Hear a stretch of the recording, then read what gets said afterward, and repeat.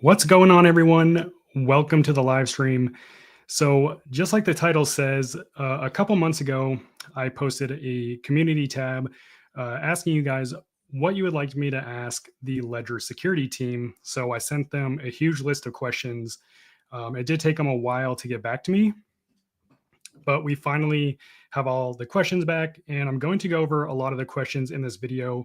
A lot of them are about Ledger specifically, their security team, and then there are some more general questions such as things to do with quantum computing and some other security stuff that I know a lot of you care about. So that's what we're going to cover in this video.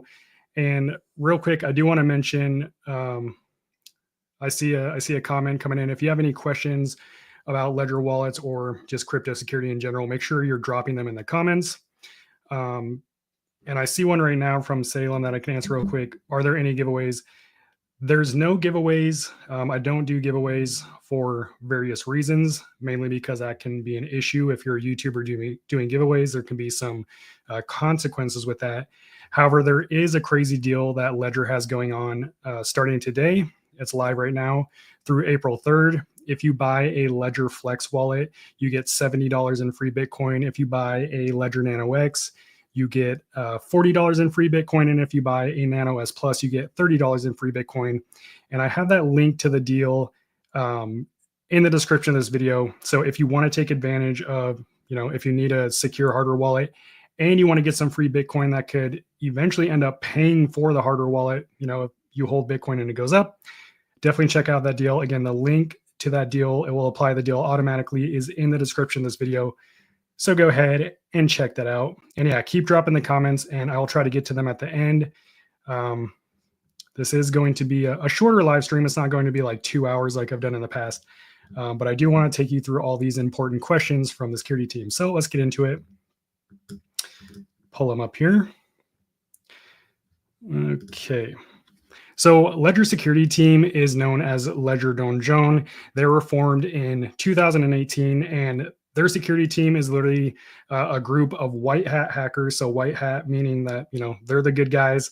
They're trying to make their products more secure, as well as the rest of the industry. So they're not against us; they're with us, right?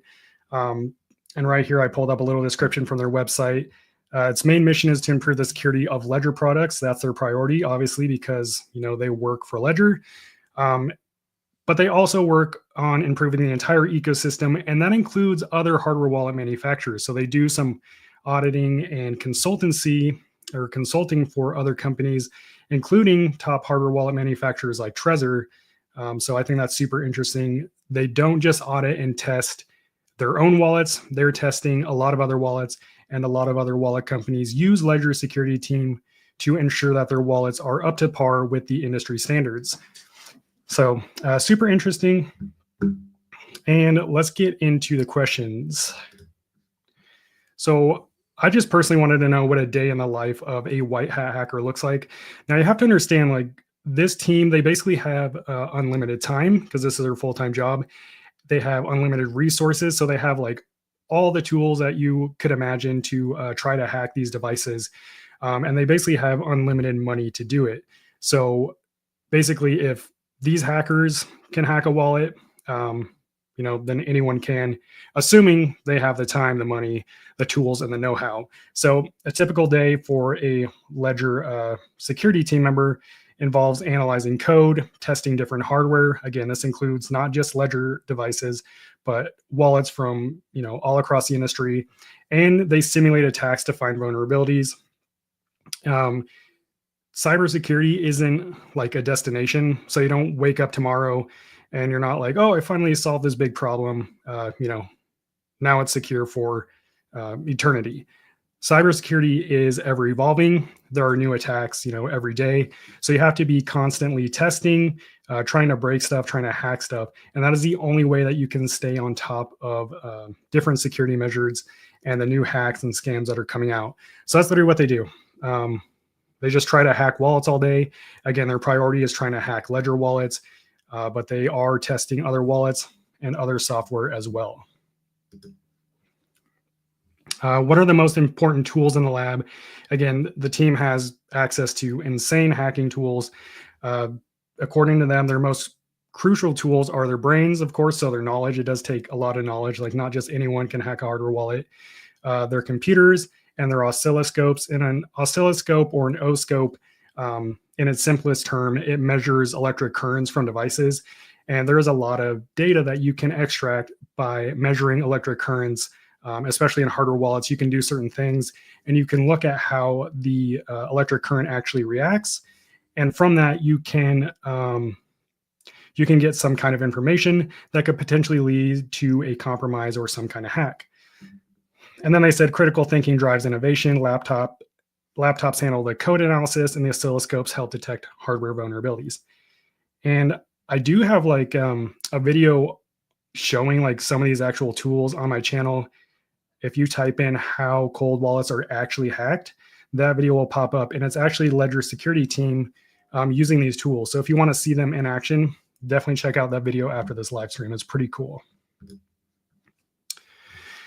Someone was wondering from the channel, what's the most surprising wallet vulnerability they ever found? And I don't remember the exact date, but Ledger's was a security team that found a major flaw in Trust Wallet software. And if they hadn't caught this and notified Trust Wallet, basically all of Trust Wallet's users would have been at risk for losing their crypto. And I don't even think Trust Wallet ever gave Ledger any credit for this, but they actually paid Ledger security team $100,000 when they brought this flaw to the Trust Wallet team. And I think this was so surprising because Trust Wallet is used by a ton of people, and apparently it was a super simple security flaw that Ledger found and exposed. And we'll talk about how they kind of go about finding these flaws and then communicating it to the companies later. But yeah, I think the reason it was so surprising is because it was used by so many people, and it was something simple that could have led to a lot of people losing their crypto. So that was the most surprising vulnerability they ever found. I think myself and a lot of other people are wondering, how does DonJon choose which wallets they test? Again, they've tested, they test Trezor wallets, Cold Wallet, pretty much all the wallets, right? Now, I've only seen certain videos of them testing like Cold Wallet and Trezor, but I know that they are testing different ones as well. But they prioritize the most popular wallets on the market. So you're probably looking at Trezor is one of the most popular. I bet they're testing Tangem, probably EliPal, and they're looking for new security models. So any wallets that are offering new features that maybe aren't offered on current wallets that are on the market, they're going to test those because they want to ensure that any new features that are being implemented into the hardware and the software is, again, up to industry standards so that the users are safe. Because ultimately, their goal is to keep all the users safe, not just Ledger users, but the entire crypto community. So yeah, if it's a popular wallet, they're probably testing it right now. So now someone wanted to know, are there wallets that the DonJon has tested that they weren't able to hack? And I'm sure they're biased, right? Because they are on Ledger's team. And yes, Ledger wallets have consistently resisted attacks due to, one, their secure element chip and the strict security measures that Ledger has. One of them being the secure screen, which is only found on Ledger wallets as of right now. And the secure screen is basically all hardware wallets have at least two chips. One is a secure element. This is the same kind of chip that's used in your bank card. And this is where all the private information is stored, like the keys to your wallet. And they're generally immune to both remote and physical attacks. But then there's another chip that these wallets use called a microcontroller. And this is the same kind of chip that's found in like remote controls, just like your TV remote, your toaster oven, things like that. And these are not security focused chips. So there can be a vulnerability in the microcontroller chip. And that's why Ledger just decided to completely eliminate it. Usually that chip is responsible for handling like all the functions of the wallet, whereas the secure chip handles all the stuff we want to keep private, right? Well, Ledger just decided to take out that chip, and that way the secure element chip interacts directly with the screen in the case of the Ledger Flex and the Stacks. And then on the Ledger Nano X and the Nano S Plus, it interacts directly with the buttons, and it basically eliminates that potential vulnerability. And that's one reason why Ledger wallets are so difficult to hack versus other wallets that are easier. So, I misspelled this here, but what are the biggest crypto security mistakes? According to Ledger, poor seed phrase management, so storing it digitally or in unsafe places. Had a lot of people on this channel telling me that they've had their seed phrase exposed because they either had it stored in their email or on a cloud, even if the cloud was, secured by like 2FA or a password. The fact that it's on your computer, that it's stored there, is a risk, because if you download malware accidentally and maybe someone is monitoring your computer, and then you access your seed phrase, they're going to be able to see it. And of course, if it's in your email, that's even less secure. So proper seed phrase and key management is one of the most important things. It always has been in crypto. That's one reason you want to keep it offline and get it into a hardware wallet. It doesn't have to be Ledger, whatever your preference is. That's the best way to store your seed phrase. Now, this was a super popular topic. I feel like it always is, until it isn't. But how will quantum computing impact crypto security? I also made a video breaking this down, but I wanted to get Ledger security team perspective on this. According to them, quantum computing is a long-term threat. So, it's not going to be tomorrow, but maybe in the next 5 to 10 years, quantum computing could be a real threat to the entire crypto industry. It wouldn't just affect hardware wallets. It actually affect the blockchain networks first. And then if the blockchain network is compromised, then obviously the hardware wallets would do no good. But the industry is already developing quantum resistant solutions, and Ledger is actively working on post-quantum cryptography to ensure future security and safe places. I don't know why I put that there, but yeah, so they're already working on it. A lot of the security experts are aware of quantum computing and that it will eventually be a threat. So it sounds like they are getting ahead of this to ensure that they're ready to go. So how does DonJon, Ledger security team, prioritize vulnerabilities? So they prioritize it by risk, and then how easy it is to exploit, and the total impact. So, if there's like a wallet that has a ton of users, then they're going to focus on that wallet. Vulnerabilities that threaten large assets with minimal effort are prioritized. A risk-based approach ensures the most critical issues are fixed first. So yeah, basically whatever potential threat could have the largest impact on users, that's what they're prioritizing, aside from their own products. Someone asked, this was a good question, what's the longest time it took to find a vulnerability? Some vulnerabilities can be, I'm assuming, might take like a week, while others, and according to them, can take up to 2 years to uncover and then exploit. The most complex cases require extensive research, but are also the most rewarding, which I can only imagine. Imagine researching and knowing that there's something like a potential threat, and then working towards that threat for like 2 years and then finally getting it. I bet there's no feeling like that, I'm sure, especially for a security team. So 2 years, that's a pretty long time. So that's interesting.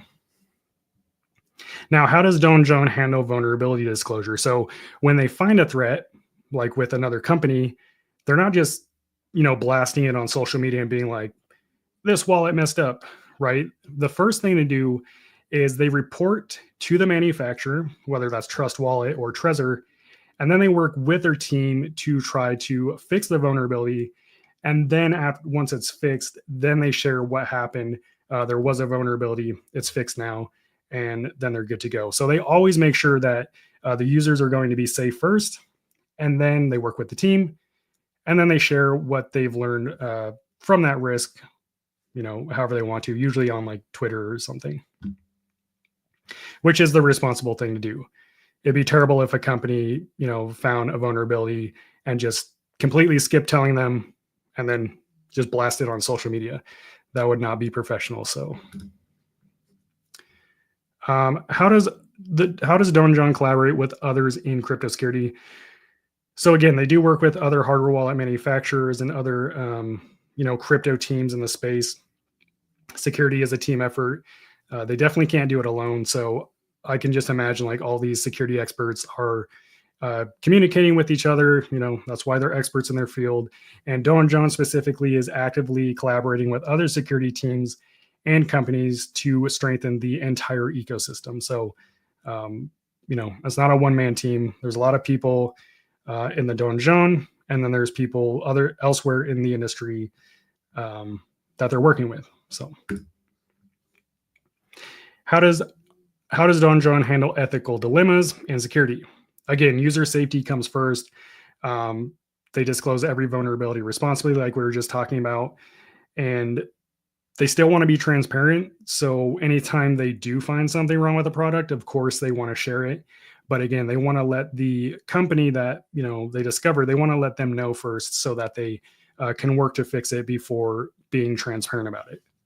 So to me, that seems like the only way to handle something like this.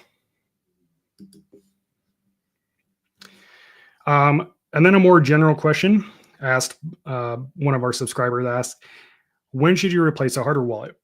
I think the team was more specifically talking about their devices, and maybe they don't feel comfortable, mentioning, or I guess speaking for other manufacturers. But in terms of ledger wallets, they're built for longevity and security.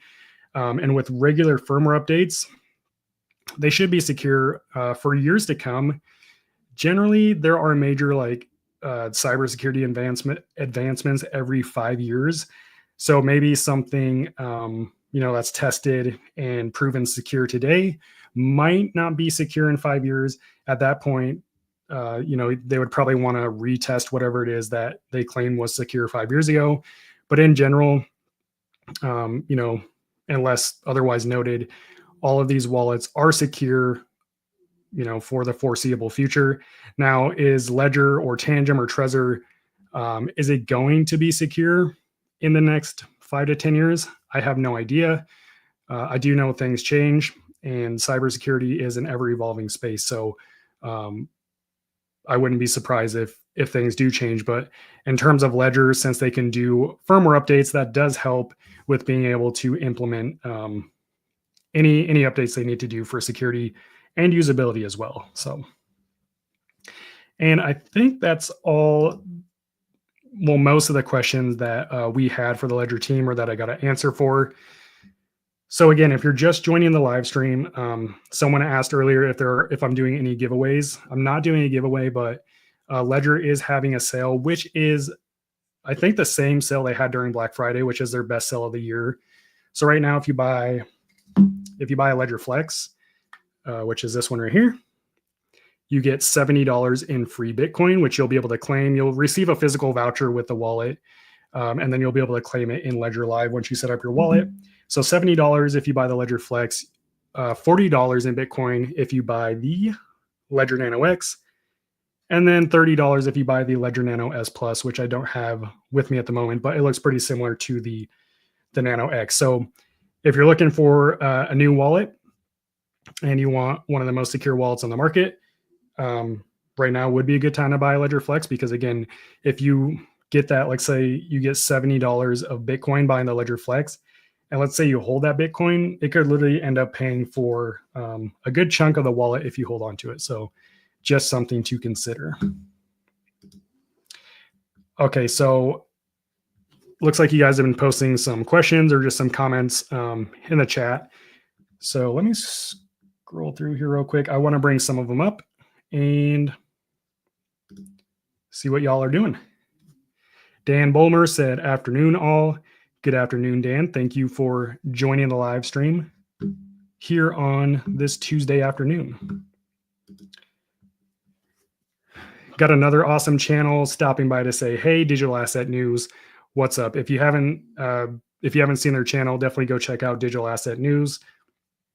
Another guy doing good stuff in the crypto space. John Silverback, Ledger sucks. They hacked mine for 4K. I love Tangem.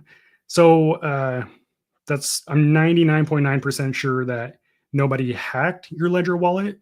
Most hardware wallets are not hacked. It's generally a user error. So you could have done something like connect your wallet to an external website and sign a malicious contract approval, similar to what happened with the recent Bybit hack when I think it was a CEO who signed a malicious transaction approval and lost $1.4 billion. Did his wallet get hacked? No. He messed up. It was a user error. He didn't cover all his bases. So that's likely what happened. If somebody hacked your Ledger wallet, then you're probably dealing with one of the most insane hackers in the world. And if that were the case, they wouldn't be focused on someone who has $4,000. They'd be focused on someone like the Bybit CEO who has billions of dollars. So I'm sorry you lost that 4K, but you just have to be careful with your wording because Ledger was not hacked. It was likely a user error. Digital asset news again. Anything that can make things safer, I'm all for it. Got to go. Keep up the good work. Yep. Appreciate you stopping by. Digital asset news. And yeah, I agree. This year alone, the cyber criminals and scams is expected to be at an all-time high. And crypto is part of that space. So a lot of the times, like people are like, well, why do I need a hardware wallet? I'm fine keeping it on an exchange, or I'm fine using my software wallet like MetaMask or Phantom or Trust Wallet. You're fine until you're not. Usually people are like looking into a cold wallet when it's already too late, when they've already lost all their crypto. So just get a cold wallet. It doesn't cost a lot of money. Like if you're investing in crypto, in my opinion, you should be able to afford a cold wallet and then learn how to use it effectively. Use it as a storage. Don't go jumping around online and connecting it to all the websites you can thinking that it's secure. If you do that, if you take a cold wallet and you connect it to random platforms and you're signing transactions, you're turning your cold wallet into a hot wallet. And that's why people usually end up losing their crypto and then they blame the company. And yeah, it's just not a good thing. So Mbrain TV, please, I don't understand anymore. I want to get a wallet to fully start my crypto journey, but everybody's saying wallet hack and all. Which one is now secure? There's a lot of secure wallets on the market, and most hardware wallets are never actually hacked. If they are hacked, it's usually a physical hack that requires the knowledge, the tools, and obviously physical access to your device. But that's usually not a worry because no one is trying to steal your wallet in most cases. So if you're just looking for like an easy, secure wallet to use, I would say the Ledger Flex. Again, the link to the deal where you get $70 of free Bitcoin is in the description. This is a Ledger Flex. It's a touchscreen wallet. And turn it on here. And when you set this up, it actually walks you through the entire setup process and it tells you what you're doing and why you're doing it. So this is my favorite Ledger wallet. But yeah, if you just want like a secure, easy to use wallet, I'd go with the Flex.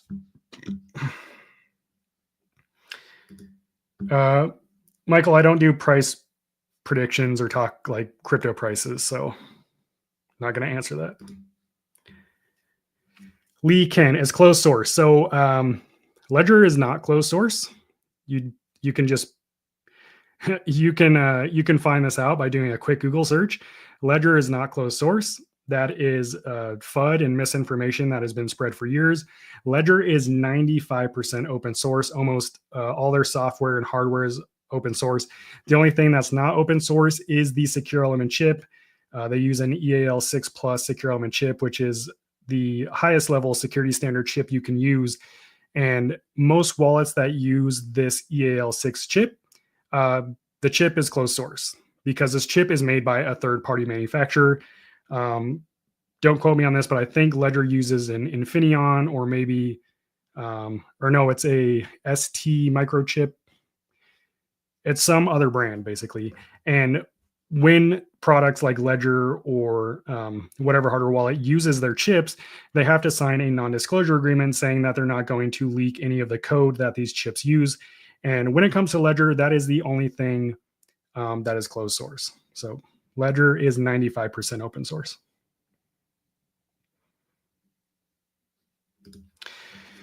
Kryptoni, why is 88 Sats radio telling everyone Tangent is trash and Jade and Cold Card are safer? I really like Tangent, but what's the difference where this guy thinks this? I don't know who that is. It kind of sounds like a lot of the times on the internet, especially as a content creator, if you focus on like the negative stuff, it gets more views. So he might be doing that. And then he might be trying to sell the Jade and Cold Card wallets. And 88 Sats sounds like he might be like a Bitcoin guy, so maybe like a Bitcoin maxi. Jade and Cold Card are Bitcoin only wallets, so of course he's going to prefer a Bitcoin only wallet over something like Tangent, which supports 80 plus blockchain networks, thousands of cryptocurrencies. A lot of people who are Bitcoin maxis don't like any other wallets that support things other than Bitcoin, whether that's Ledger, Tangent, even Trezor, because they say it's a risk because you're interacting with potentially malicious contracts. But that gets into like a whole nother thing. It's not that the wallet is insecure. It's that what the user is likely doing with that wallet is insecure. So without, maybe watching one of his videos, I couldn't say for sure, but it sounds like he might just be maybe trying to get the views and then promote the Jade and Cold Card wallets, which, just part of the game. The Stacks offer is weak. Yeah, that's why I didn't mention the Stacks offer. There is a deal on the Stacks. Is you don't get any free Bitcoin, you get a free wireless charger, which I'm just like, I don't really care. I would rather buy the Ledger Flex, which is, in my opinion, just as good as the Stacks. And you get $70 worth of free Bitcoin when you buy this one, which is a way better deal, in my opinion, than a wireless charger. Again, link to this deal is in the description of the video. Kryptoni, love your content, by the way. Thank you. Thank you for being here and supporting the channel. Don Bulmer again. Listen, guys, cold storage is about as secure as it gets when it's offline. 99.9999% of the time, it is user error. Exactly. I think there's only been like a couple cases where someone has actually hacked a hardware wallet. And again, they needed physical access to the hardware wallet, so they had to have it in their hand. They needed the knowledge to do it and the tools to do it. So it's very rare that a hardware wallet is actually ever hacked. And if it is, it's usually a professional whose job it is to hack these things, like Ledger's security team. And if there is something that, like a vulnerability that would lead to a wallet being hacked, those are fixed often very quickly, like within a couple of days. So, and honestly, you just have to accept that, like, cybersecurity, things are going to get hacked. What's secure today might not be secure tomorrow until they can find out why it isn't secure and they fix it. And that's how you make a more secure product. Just because something gets hacked or there's like a vulnerability or something doesn't mean that it's forever, right, not secure. But it's actually a good thing, because then they can improve the security of the wallet. That's just kind of my perspective on it. And again, cybersecurity, it's an ever evolving thing. It's not a destination. So we're going to see security vulnerabilities exploited over the next few years, I'm sure. So you just have to hold on and just be smart, right? Do everything that you can to secure your crypto, and then just let the hardware wallet companies, worry about making a secure product. $70 is only if you refer someone? No. If you use the link in the description of this video, it will automatically add a $70 Bitcoin voucher to your order. So when you receive the Ledger Flex, you'll get that $70 on a physical voucher. You'll scratch it off. There'll be a QR code. You'll scan that and you'll be able to redeem the $70 worth of Bitcoin in your Ledger Live. So you don't have to refer anyone. All you have to do is use the link to buy either the Ledger Flex, the Ledger Nano S Plus, or the Ledger Nano X, and you're going to get a Bitcoin voucher. Your promotional code on Trezor doesn't work. I don't have a promotional code on Trezor. They actually got rid of my code a long time ago. So yeah, there's no promotional code on Trezor. Bryce Brown, love your channel. You're pretty secure with the hardware wallet. Yep. Thank you, Bryce. Appreciate you stopping by and dropping a comment. LecQB1911. Using wallet extensions as well as extensions within Ledger Live creates a hot wallet. Using a wallet extension. So I would need some clarification on that, but no, like you can safely connect your hardware wallet to MetaMask, for example. If you go to MetaMask, there's an option that says connect hardware wallet. That's not a security risk because the keys are still secured by the physical Ledger device. What is a potential risk is if you go to, let's say you go to like an NFT platform or a decentralized crypto exchange. Maybe you're mining some crypto or you're minting an NFT. And this is like some random website that you found on Twitter. You connect your wallet to it, and then you go and you sign a transaction. That transaction, anytime you sign a transaction on the blockchain, especially if you're like swapping crypto or something, you're basically approving that digital contract. You're allowing it to do something within your wallet. What malicious contracts usually do is it grants the hacker, the scammer, access to the funds in your wallet. So simply like connecting your wallet most of the times is not going to be a risk. It's when you approve that transaction, you might be approving something that you shouldn't be, something malicious that looks legit, but it's actually malicious. That's what turns your cold wallet into a hot wallet.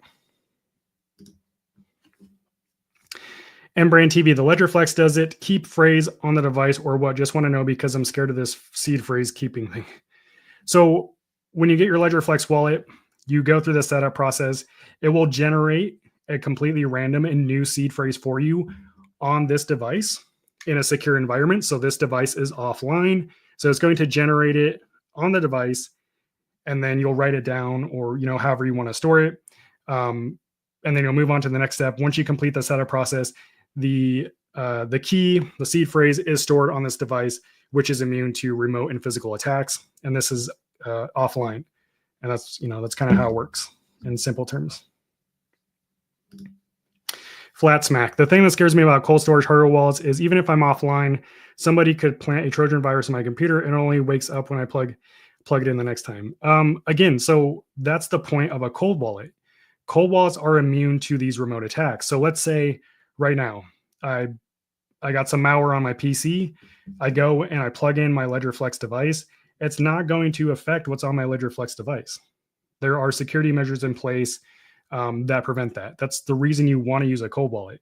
Now, if you had your seed phrase stored on your computer, like in a cloud or in email, and you get malware on your computer, then yeah, you're screwed. That's why you want to use a cold wallet, so that doesn't happen.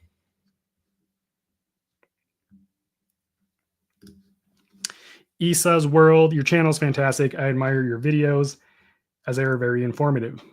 Thank you for saying that. I try to always provide value in all my videos, so I hope that I'm doing a good job with that.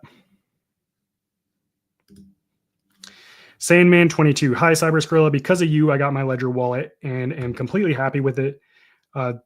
Super cool. Thank you for sharing that, and I'm glad you're happy with your purchase. I would be curious to know. Oh, I see you said down here you got a Ledger Flex.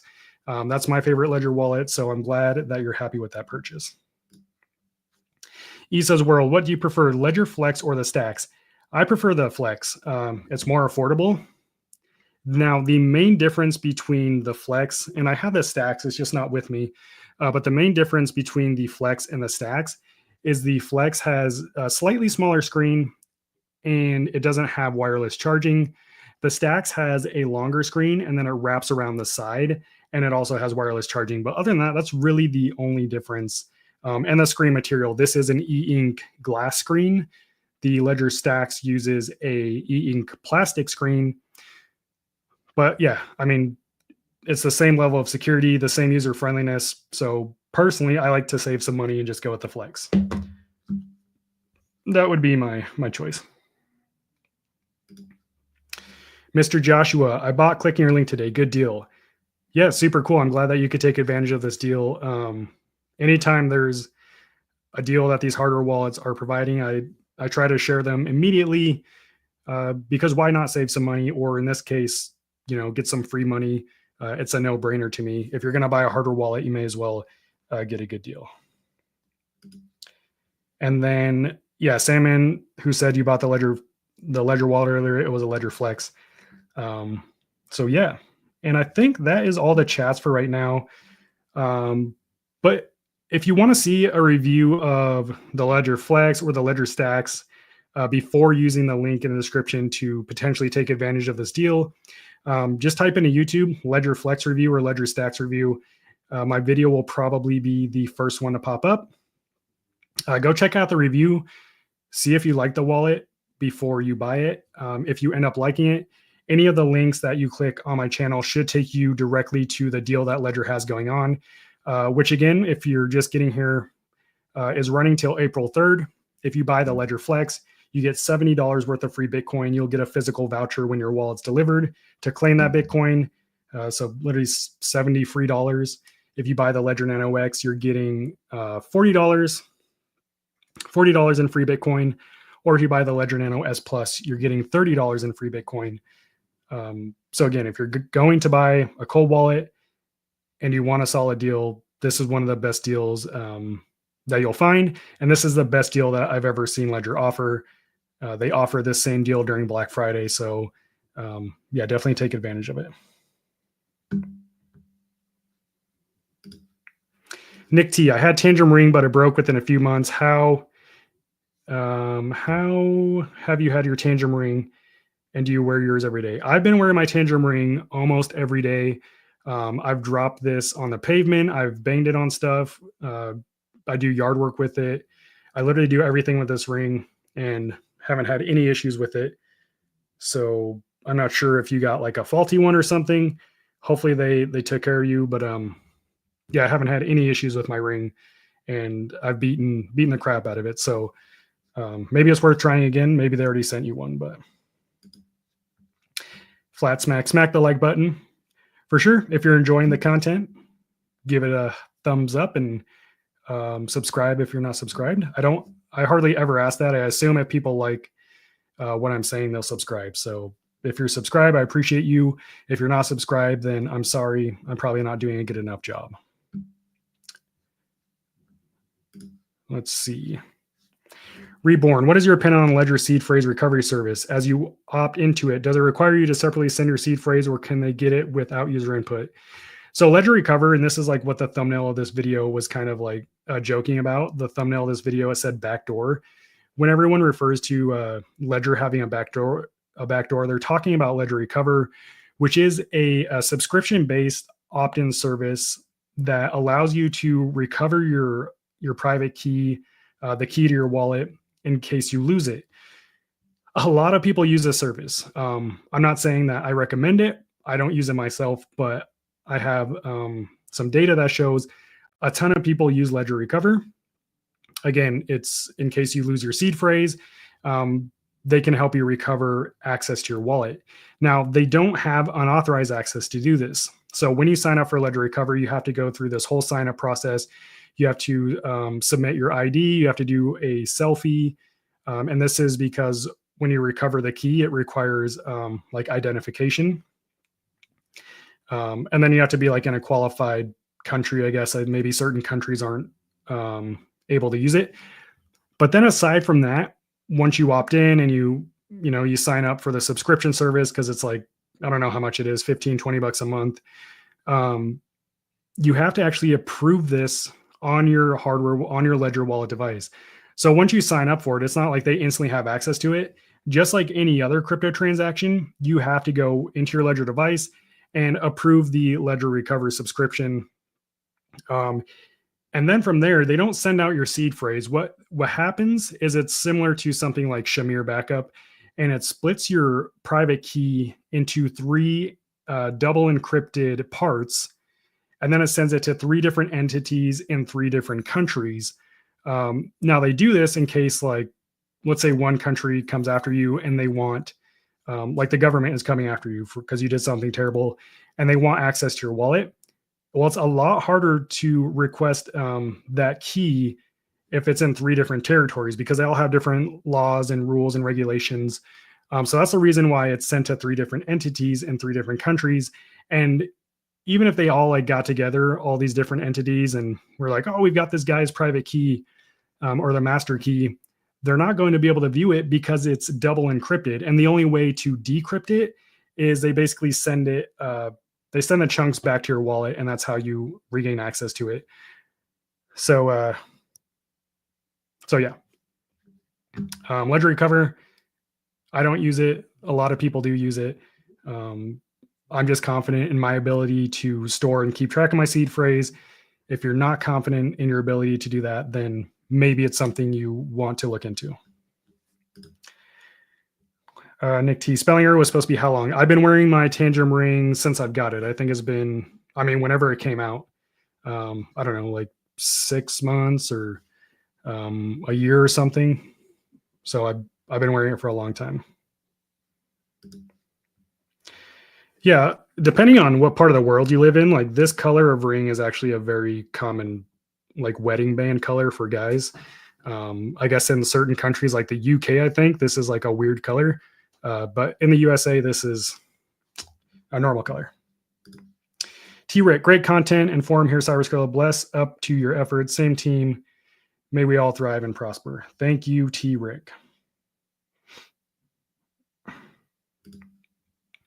Manual, I'm still a bit confused on how copying an address to get money sent to your cold wallet can somehow expose your entire account. That's not what's happening. You're referring to the malicious contract approval. Anytime you interact with, let's say, a decentralized exchange, you connect your wallet. And let's say you're swapping like Ethereum for Pepe or something, a meme coin. When you go in and you tap the swap button, you have to confirm the transaction. Now, in the back end, it's all super technical, but you're signing a digital transaction. Now, if that transaction is malicious, you can actually be signing over access to a part of your wallet. So you're literally telling the person on the other end, here's access to my wallet. It's not having anything to do with copying an address. That's a completely different thing. This is malicious transaction approvals. All right. Bought a ledger in 2022, kept the firmware up to date once a month. As of yesterday, no access to transactions, and today password changed by a ghost. Seems odd. I don't know what to tell you on that. That's seems unlikely, but maybe something happened. Is it only if you go to an account that is not legit? Can I transfer NYC from Robinhood directly to Tangem Wallet? Yeah, transferring your crypto, again, as long as you're sending it to the right address, there's going to be no risk with just transferring your crypto. I'm talking about connecting your hardware wallet to external websites and then signing transactions. That is a risk, and you're potentially signing a malicious contract approval. Ambrand TV, which wallet then do you suggest or use as main wallet since you have many wallets? Like I just said, I told you, just if you want one that's easy to use and that's secure, go with the Ledger Flex. The reason I say that is because right now it's a really good deal, $70 of free Bitcoin if you use the link in the description.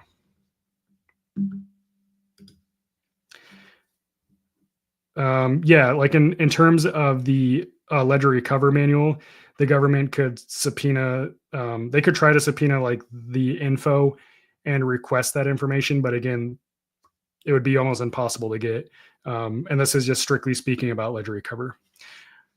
All right, guys. Well, if you have any more questions, just make sure to drop a comment if you're watching this video after the live stream has ended. I got to go. Thank you so much for hanging out with me, and I'll see you in the next one. Peace out, guys.